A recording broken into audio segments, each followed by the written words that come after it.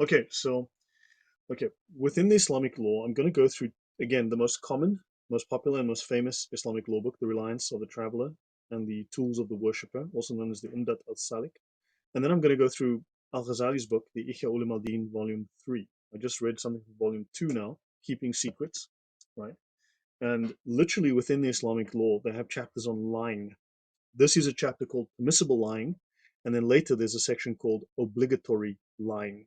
So understand, Muslims will talk until they are blue in the face about how Islam doesn't allow lying, except that their scholars seem to disagree.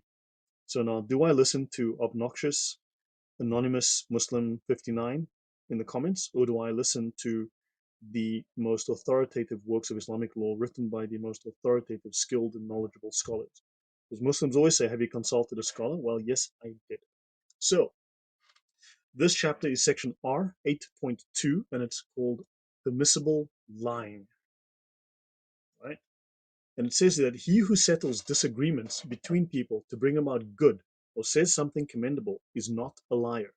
So in other words, if you are a Muslim and you settle a disagreement between people, like for instance, I believe it's possible that as Christians you have debates, there are polemics, and you have arguments and discussions with Muslims. And these are called disagreements because you disagree on certain theological points and you disagree on historical points. Well, if they can settle that disagreement to bring about good, and the good is defined in the Sharia as the advancement of Islam, if they can bring about the good of Islam, then it is not considered lying. So they can lie through their teeth whole day, every day, for any reason and all reasons. And this is not considered lying. This is commendable. They will receive reward, and does not make them a liar. Now, of course, with the Hadith, you hear, I did not hear Muhammad commit untruth in anything except the three things: war and settling disagreements. So Muhammad allowed lying in settling disagreements. That's what that Hadith says according to the Sharia manual. Now, this is from the scholars. I'm reading directly from the book. This is an explicit statement that lying is sometimes permissible for a given interest. You can ignore the word sometimes. It is always permissible. Okay? So lying is permissible for a given interest. This is an explicit statement that is written right in the book. Speaking is a means to achieve objectives. When it is possible to achieve such an aim by lying, but not by telling the truth, it is permissible to lie if attaining the goal is permissible. Now, is it permissible to let Islam triumph? Is it permissible to silence the kafir? Is it permissible to make Muhammad the god of someone, to convert them? Of course. So, when it is possible to achieve such an aim by lying, but not telling the truth, it is permissible to lie. When the purpose of lying is to circumvent someone who is preventing one from doing something permissible, and it is obligatory to lie if the goal is obligatory. So you can lie when the purpose of lying is to circumvent someone who's preventing one from doing something permissible. So dawah is permissible. If you as a Christian are trying to prevent them from succeeding with their dawah, they can lie because the goal is permissible, and it's obligatory to lie if the goal is obligatory, right? And then, of course, let me just continue a little bit here. So that's written in black and white. And they say, now, sometimes you don't always want to lie blatantly. So what you can do is you can use deception. They speak of deception here. The outward meaning of your words will deceive the hearer. So you can use words where the outward meaning of the words will deceive the hearer. So you're allowed to use deceit, deception, without actually lying. This is called hiyal. Okay, so they say here, so it is not unlawful to lie when any of these aims can only be attained through lying, right? It is not unlawful to lie when any of these aims can only be attained through lying, but it is religiously more precautionary, so this is a religious ruling, to use words that give a misleading impression. The outward meaning of your words will deceive the hearer. So deceiving people with confusing words is considered lawful, holy, and legal. Okay? So this is actually written within the Sharia law. They provide this example. So now I'm going to go to the Ihya Ulum al-Din, and this is volume 3, page 108 in this particular translation. And they said that false speaking is permissible. In other words, lying is permissible. This is according to the very best scholar that Islam has ever produced. Sometimes false speaking becomes compulsory. False speaking is better than speaking the truth in some places. So lying is better than telling the truth in some places. And if you want to compromise between two parties, then false speaking is lawful. So Islamic debate is a method that's actually given a name. It was developed in the 9th century. It is called Adab al-Jadal. The people who developed it were called the controversialists. They dealt with issues that were controversial, legal and theological issues.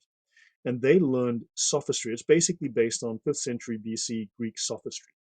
And it's the same thing. It's called heuristic in Western language. We call it heuristic. It's called hiyal. Hiyal is the basis for all forms of lying in Islam. So taqiyya and all the other forms, all the other multiple forms of lying are subset of hiyal. Hiyal is technically means legal trickery. Legal trickery. It is a way of circumventing and breaking the law while kind of obeying the law, but actually breaking the law completely. And it legalizes, it uses sophisticated language, trickery to deceive people with language, right? And adab al-jadal is the Islamic form of debate. This is how the form of debate, which is rhetorical, which is based on hiyal, based on deception, where the aim is not to find truth. And it says so explicitly in the sources, the aim is not to find the truth, the aim is to win. The aim is to defeat the other person, right? So the Prophet allowed false speaking in 3 cases to bring a compromise between 2 parties. They repeat this again. And he who settles disputes between parties is not a liar, even if he's lying through his teeth, as long as he can settle a dispute. So a debate is a dispute, right? That's disputation. And if you can settle it by lying, go for it, buddy. The liar who speaks, though the lie which someone speaks in war is not recorded, as war is a strategy. Islam is always at war. Jihad is permanent. And I don't have time to go into all of that. I mean, then jihad is a whole topic on its own. The lie which is spoken to settle matters between 2 contending parties is not written by Allah. The lie which is spoken to settle the matters between 2 contending parties is not written. That sentence is twice. So Allah does not remember a lie that you told to settle a discussion between a Muslim and a Christian, for instance, and between a Muslim and a Muslim. Right? There is no sin in the falsehood which benefits a Muslim or removes a harm from him. There is no sin in the lie, in the falsehood, which benefits a Muslim or removes a harm from him. Okay? He who commits fornication shall keep it secret with the secrecy of Allah, because to disclose an obscene act is also an obscene act. To disclose an obscene act done by a Muslim is itself an obscene act. If you keep it secret, Allah will keep it secret. Every man should sometimes save his honor by taking recourse to falsehood. A Muslim man can save his honor by lying. It says so explicitly on the page. If inquiry is made to you about a secret thing of your brother Muslim, you can lie to preserve his honor. If harm is caused more than benefit in the case of speaking the truth, so if you speak the truth and this will cause more harm than benefit, you must lie. And so on and so on and so on. This is, you can read this yourself, Ihya Ulum al-Din, volume 3, page 108. And the translation that I'm using is Revival of Religious Sciences. That's it, the Revival of the Religious Sciences.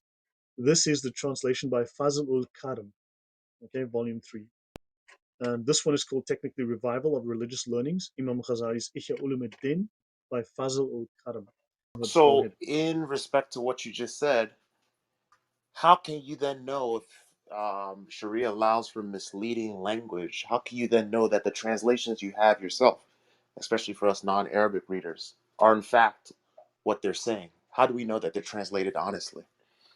That's a fair question, because sometimes they are not. Sometimes they lie in the translations, because it says, if you read the Reliance early in the beginning, there's sections where the Imam must keep the peace. And if so you must keep the peace, prevent friction, right? Prevent this issues.